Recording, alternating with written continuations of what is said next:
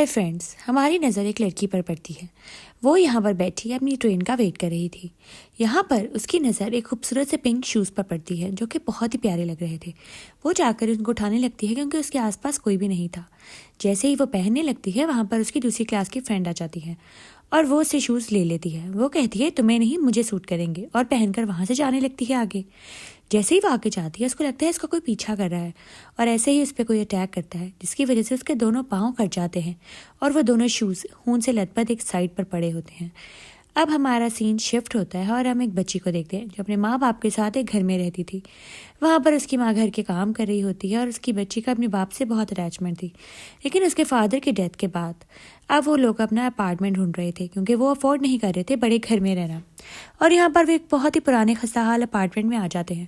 وہاں پر ان کے علاوہ بس ایک اور بوڑھی عورت رہ رہی تھی۔ یہ اپارٹمنٹ کرس سمجھا جاتا تھا، سب کہتے تھے یہاں پہ بہت سایہ ہے اور یہاں پر کوئی بھی نہیں رہتا، لیکن وہ اور کوئی جگہ افورڈ کر نہیں رہی تھی اپنی بیٹی کو لے کر یہاں پر شفٹ ہونے کے علاوہ اس کے پاس اور کوئی چارہ نہیں تھا۔ وہ آتی ہے اور اپنا فلیٹ صاف کرنے لگتی ہے تاکہ وہاں اپنی بچی کے ساتھ ایڈجسٹ ہو سکے۔ وہ اس کے سارے کام کر رہی تھی، اچانک اس کی آنکھ میں کچھ لگ جاتا ہے اور وہ اپنی آنکھ کو کل دکھانے کے لیے آئی اسپیشلسٹ پہ جاتی ہے، اور جیسے ہی واپس آ رہی ہوتی ہے وہاں سے اس کی نظر بھی وہی ایک شوز پر پڑتی ہے جو کہ سب وے اسٹیشن پہ نظر آتے ہیں، وہی پنک اور ریڈ شوز۔ اب وہ دیکھتی ہے اور اس کے آس پاس کوئی بھی نہیں موجود ہوتا۔ اب اس کا دل چاہ رہا تھا کہ وہ اٹھا کر بس ان کو گھر لے جائے اور جا کر ٹرائی کرے کیونکہ وہ بہت خوبصورت تھے اور وہ سب کو اپنی طرف اٹریکٹ کر لیتے تھے۔ وہ شوز لے کر آتی ہے گھر پہ اور اپنے روم میں جا کر وہ شوز ٹرائی کرنے لگتی ہے۔ اچانک اس کی بیٹی اس روم میں آتی ہے اور اس کو لگتا ہے کہ جیسے اس نے کوئی گلمس دیکھا۔ اس کو لگتا ہے کہ وہ کسی اور لڑکی کے اندر شفٹ ہو گئی ہے جو کہ ایک ڈانسر ہے۔ اچانک سے اس کو سمجھ نہیں آتا کہ وہ کیا دیکھ رہی ہے، وہ خواب ہے یا حقیقت، اور اچانک سے وہ اپنی دنیا میں واپس آ جاتی ہے اور اس چیز کو اگنور کر دیتی ہے کیونکہ اس کو لگتا ہے شاید وہ بہت زیادہ تھک گئی تھی۔ اب اس کی بیٹی کہتی ہے شوز میں بھی ٹرائی کرنا چاہتی ہوں ماما، مجھے بھی بہت اچھے لگ رہے ہیں، لیکن اس کی ماں کو لگتا ہے کہ شاید یہ شوز صحیح نہیں ہے اس کے لیے، وہ منع کر دیتی ہے۔ اب نیکسٹ ڈے وہ اپنے آفس میں جاتی ہے، وہ ڈاکٹر ہوتی ہے اور اس کا آفس ابھی ریڈی ہو رہا تھا اور جو آفس تیار کر رہا تھا اس کو اپنے گھر پہ انوائٹ کرتی ہے۔ اب یہاں اس کی بیٹی اس کی غیر موجودگی میں وہ شوز پہن لیتی ہے، لیکن ایک عجیب بات تو یہ تھی کہ وہ شوز اس کے پاؤں میں فٹ ہو جاتے ہیں اور وہ بھی ایک بیلے ڈانسر کے اندر ٹرانسفر ہو جاتی ہے، ایک بیلرینا لڑکی۔ اب یہاں پر رات میں وہ کھانے پہ آتا ہے اور اس کی بیٹی بہت غصہ ہو جاتی ہے کہ ہم پاپا کے ساتھ کیوں نہیں رہتے، اور یہ کون ہے، آپ نے کیوں اپنے فرینڈ کو گھر پہ بلایا۔ اب وہ شوز دیکھتا ہے کمرے میں تو اس کو بھی بہت اچھے لگتے ہیں۔ اس شوز کی بات ہی کچھ ایسی تھی، وہ ہر کسی کو اپنی طرف اٹریکٹ کر رہے تھے، لیکن اس کی بیٹی اور ماں دونوں کے بیچ میں بہت انبن ہونے لگی تھی۔ جب سے یہ شوز گھر پر آئے تھے ان کے گھر کا ماحول بہت خراب ہو رہا تھا۔ یہ شوز شاید تھے ہی کرسڈ اسی وجہ سے۔ اب نیکسٹ ڈے اس کی فرینڈ گھر پر آتی ہے، وہی جو ڈاکٹر تھی آئی اسپیشلسٹ۔ اب وہ آتی ہے اور اس کی نظر بھی اس کے کمرے میں انہی شوز کے اوپر جاتی ہے۔ جو اس کو دیکھتا تھا بس اسی کو دیکھتا رہتا تھا، چاہے مرد ہو یا عورت، اور وہ اٹھا لیتی ہے وہ شوز اور پہن کر واپس جانے لگتی ہے۔ راستے میں اس کی نظر ایک بوتیک پر پڑتی ہے، وہاں پر اس کو ایک ڈریس بہت اچھا لگتا ہے اور اس کے باہر کھڑی ہو جاتی ہے دیکھنے کے لیے۔ اچانک سے اس کو لگتا ہے جیسے اس کے پیچھے کوئی ہے، اور ویسا ہی ہوا جیسے ایک پہلی لڑکی کے ساتھ ہوا۔ اس کے اوپر کوئی حملہ کر دیتا ہے اور بہت ہی بری طریقے سے اس کی کوئی جان لے لیتا ہے، اور اس کے پاؤں بھی ویسے ہی کٹے ہوئے تھے جیسے پہلی لڑکی کے کٹے ہوئے تھے، یعنی جو یہ شوز پہنتا ہے وہ مارا جاتا ہے۔ اب نیکسٹ ڈے پولیس بلاتی ہے اس لڑکی کو کیونکہ اس کی فرینڈ اسی کے گھر سے واپس جا رہی تھی، لیکن وہ کہتے ہیں کہ ہمیں وہاں پہ کوئی پنک شوز نہیں ملے، لیکن یہاں پر ایسی موتیں بہت ہو چکی ہیں لڑکیوں کی، اور وہ اس لڑکی سے انویسٹیگیشن کرنے لگتے ہیں کہ آپ کیا جانتی ہیں کہ آپ کی دوست کو کس نے مارا ہوگا۔ وہ لڑکی کہتی ہے میں اس بارے میں کچھ نہیں جانتی، جبکہ اس کا شک انہی شوز پر جاتا ہے۔ گھر جاتی ہے اور جا کے کچرے میں پھینک دیتی ہے۔ اس کو لگ رہا تھا کہ ان کو منوسیت ہمارے گھر پہ نہ ہی رہے، لیکن تھوڑی دیر بعد وہی شوز اس کی بیٹی کے ہاتھ میں موجود تھے اور اس نے پہن بھی لیے۔ اب وہ اپنی بیٹی کو بہت ڈانٹتی ہے، وہ کہہ رہی ہے تم نہیں جانتی شوز کا کیا مسئلہ ہے، تم بار بار اس کو کیوں پہن لیتی ہو، اور اس کی بیٹی کے پاؤں سے بھی خون نکلنے لگتا ہے۔ وہ اس کو لے کے ہاسپٹل آتی ہے اور بہت پریشان ہوتی ہے کہ اب کیا کرے گی، اور وہی لڑکا وہ بتاتا ہے کہ یہ شوز بہت پرانے ہیں، 60 سال پہلے بھی ایک لڑکی نے یہ شوز پکڑے ہوئے ایک تصویر میں نے دیکھی ہے انٹرنیٹ پہ، تم چاہو تو اس کے بارے میں کسی سے بات کرو۔